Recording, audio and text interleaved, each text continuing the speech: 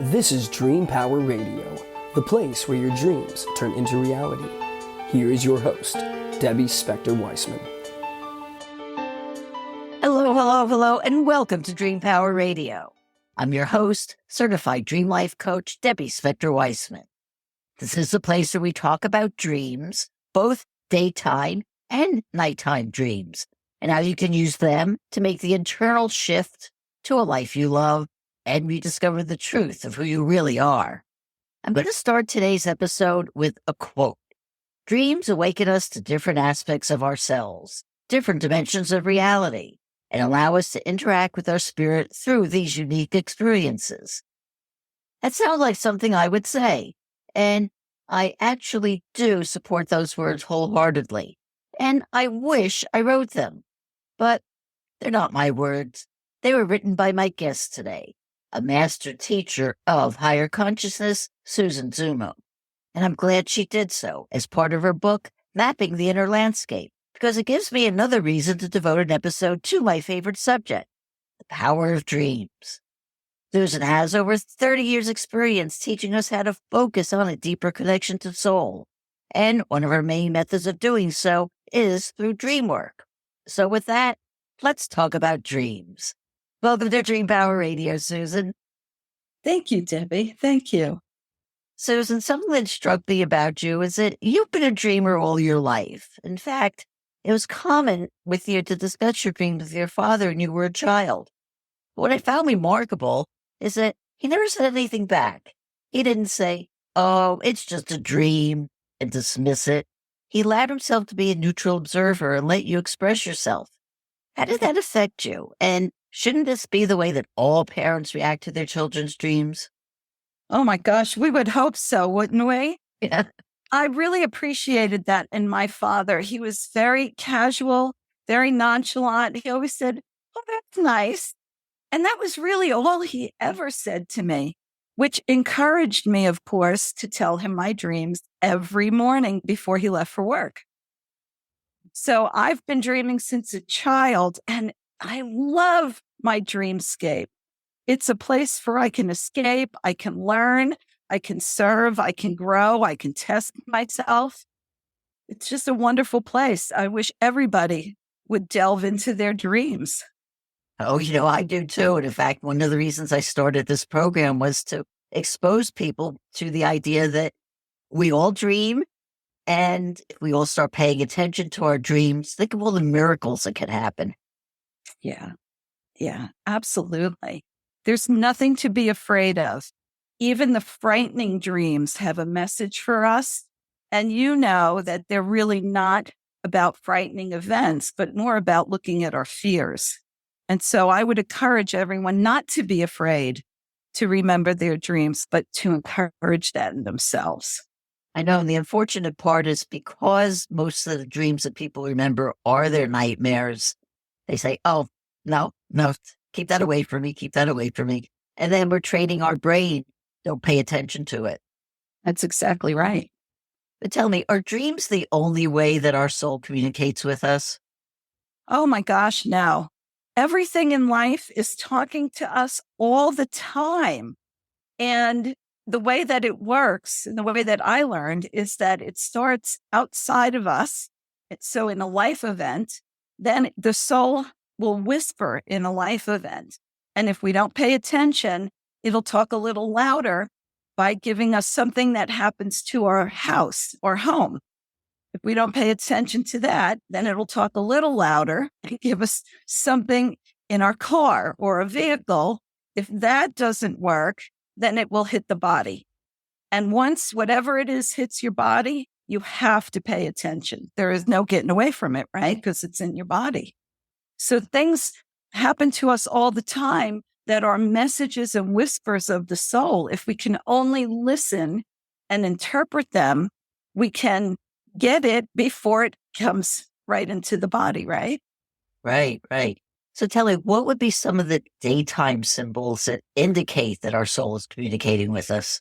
Oh, that's a good question. I would say, for example, let's say that, and I actually had this happen for one of my clients. The oil heater, the oil burner in her house went out. right? The furnace. Well, what does the furnace do? What does the oil heater do? It's the heart of the house. It warms everything, right? Well, she went and had it fixed, didn't think anything of it. And then the engine on her car went.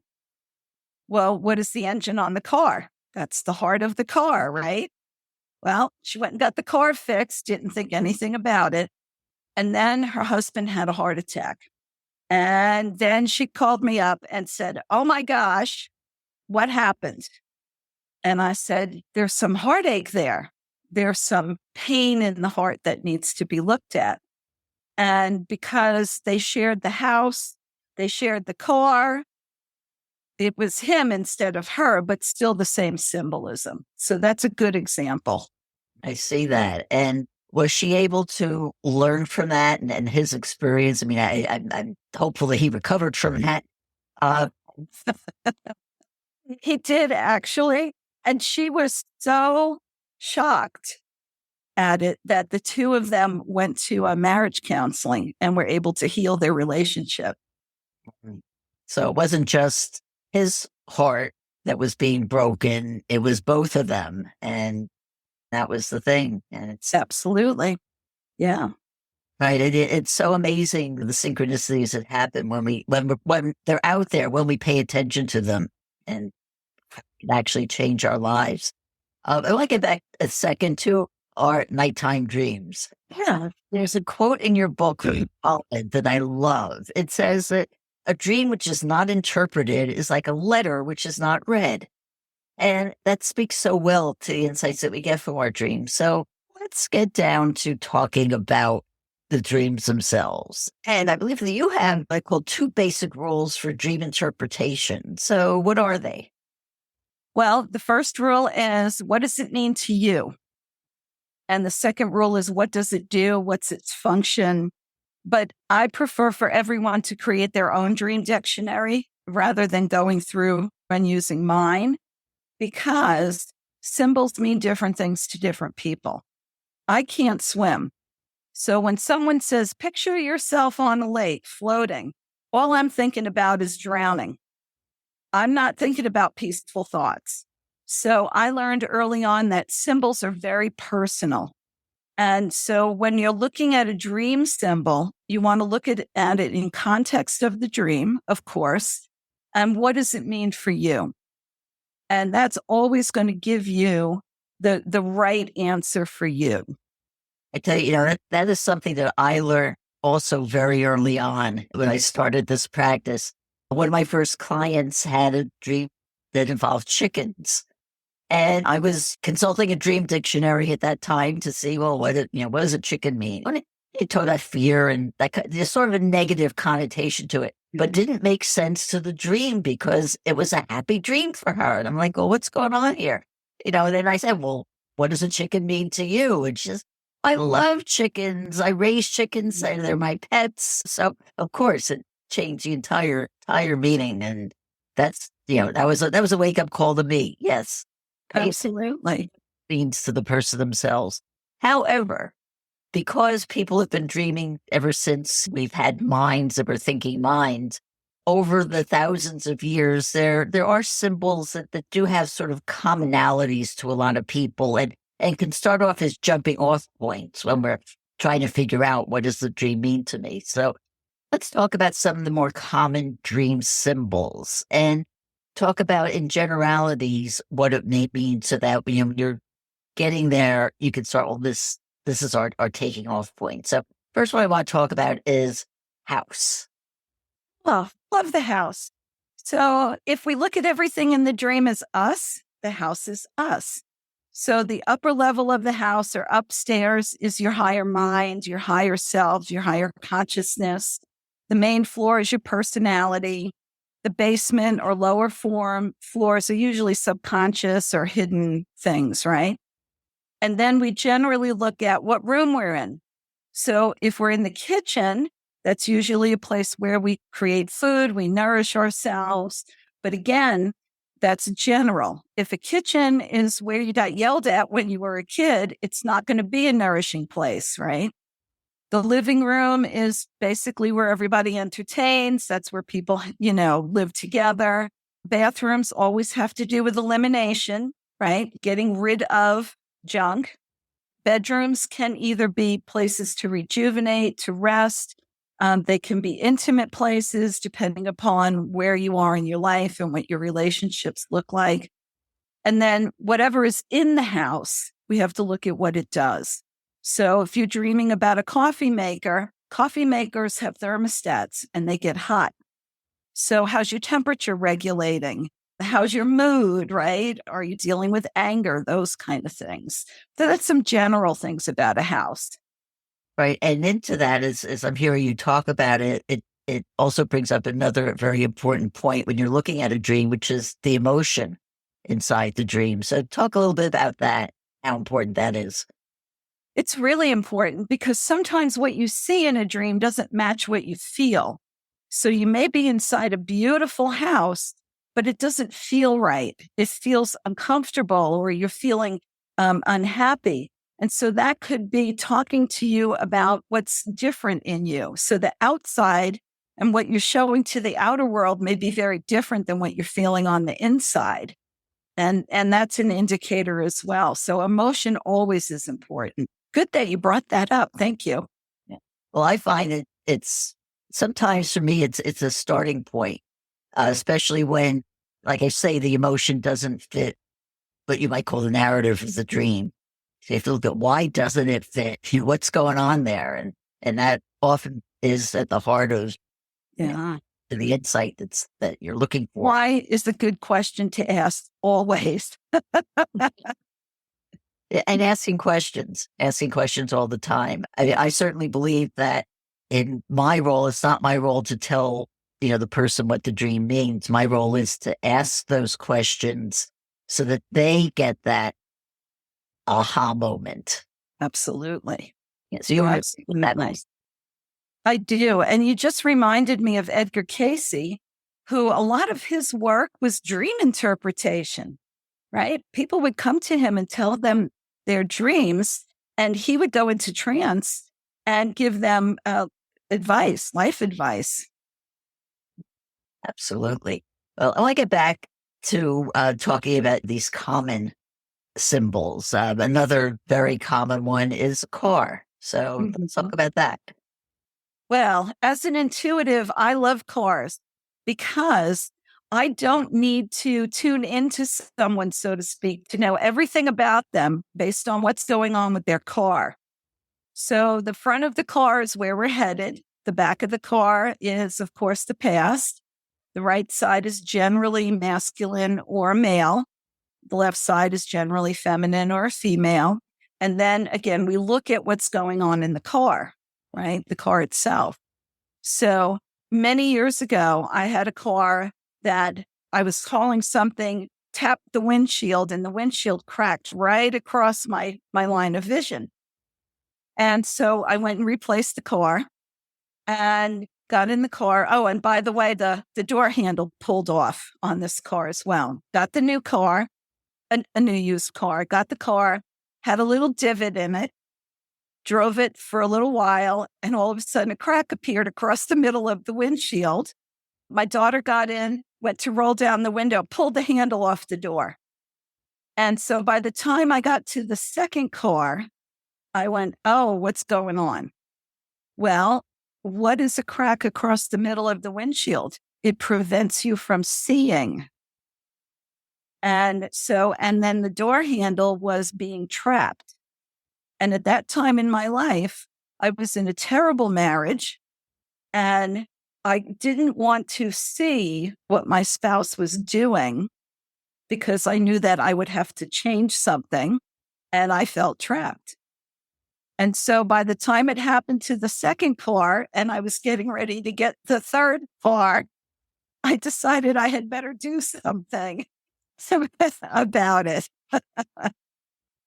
Oh, for sure. And that's another point is that once we get these insights, it's very important to take action on them, to actually do something. Yes. With that, we are going to take a short break here. We are talking all about dreams with Susan Zummo, and we'll be right back. What do Thomas Jefferson, Elias Howe, and Paul McCartney have in common? They all understood the value of dreams, and as a result, the ideas, inventions, and creations from their dreams affect us to this day. What great ideas are you leaving on your pillow at night? Sign up for a complimentary consultation at my website, thedreamcoach.net, and discover why your dreams are a terrible thing to waste. Welcome back to Dream Power Radio with your host, Debbie Spector-Weissman. Yes, welcome back to Dream Power Radio. I'm your host, Debbie Spector-Weissman, and we're talking about dreams with Susan Zummo. Well, Susan, right before the break, we were talking about the meaning of cars. And I tell you, for me also, one of the things I look at when I have dreams about cars, or I'm talking about people in cars, to see if the use of car as career. Or, and I tell you, I had a dream about a week ago that really fit this bill exactly. I've been having some discussions with somebody about possible business cooperation that we were talking about doing. And I had this dream where two people who I admire a lot, and they were totally unrelated to each other, but they were both driving cars, and the model of the car was Yes. They were driving the Yes car. Oh my gosh, look at that. So, having the dream, I'm saying, I never heard of a Yes car, a new model. Then I woke up writing that and I said, okay, yes, how does That's how does it relate to fantastic. what's going on with me? Well, I think that was kind of a sign that maybe I should continue talking to this person. So that's why I love about dreams is I always look at them as a very practical means of getting to the bottom of things. I agree. If it's not going to help you in your waking life, then what good is it, right? Absolutely. Well, I want to talk about another type of dream that some people have, and let's talk about that meeting. That's when we have dreams about deceased loved ones. I love those dreams.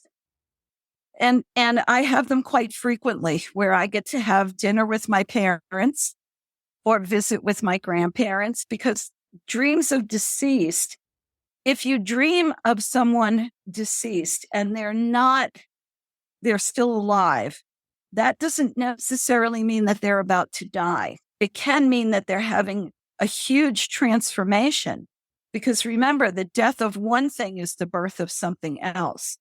So it's not necessarily a caution or a concern. It could be someone working through a fear of loss. So that a divorce is the same as a death when it comes to your emotions, right? So that could also play into it. But visitations from deceased people, that's how they can reach you in the dream. In the conscious mind, we want to put our head under the blanket if one of our deceased relatives shows up. Or, we're too busy with other things to pay attention. So it's a good way to connect, to get messages, just to have a great meeting and feel that love once again. That is so true. Is it possible, that I know I've done it myself, being able to program dreams, say I want to dream about this and have it. Can you program a dream to have that kind of dream? You really can. All you need to do is set your intent before you fall asleep. You have to know that it can happen because nothing's going to override your belief. And then the important thing is when you wake up the next morning, jot down anything. Even if you don't remember it, jot down how you felt or whatever impression you have. And the more you do that, the easier it will be. That is good advice. Good advice. Something you talk about in your book is night school. So you can explain what you mean by night school. Yes. Night school is where you go to learn new things. So night school is when your soul, your higher self, a guardian angel, galactic being will come and take you to a place of learning.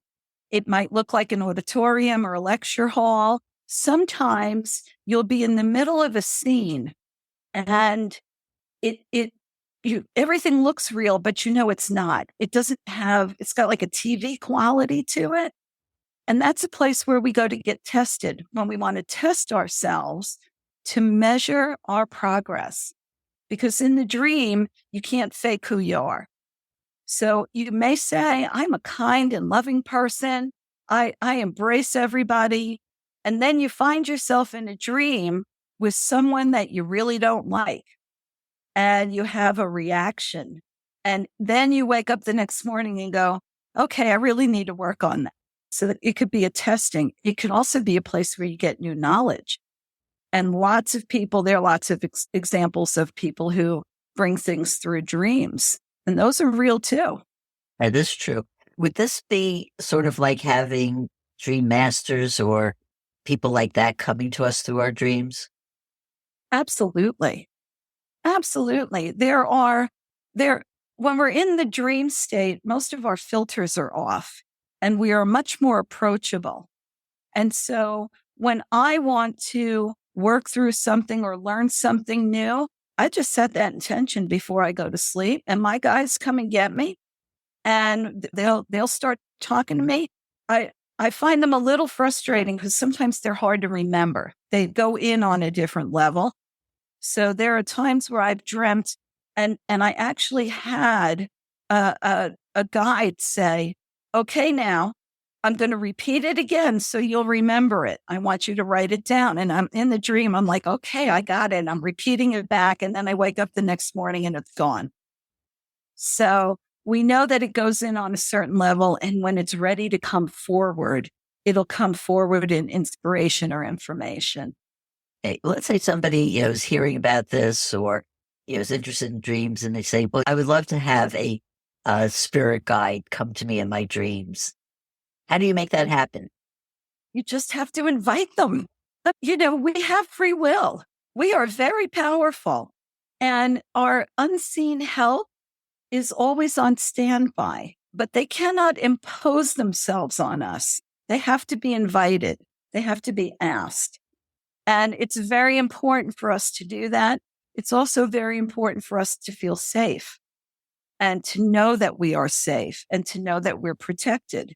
And so if you need to do that in order to get comfortable and bring them in, then do that. Put up your protection, go to sleep, invite them in, and then pay attention.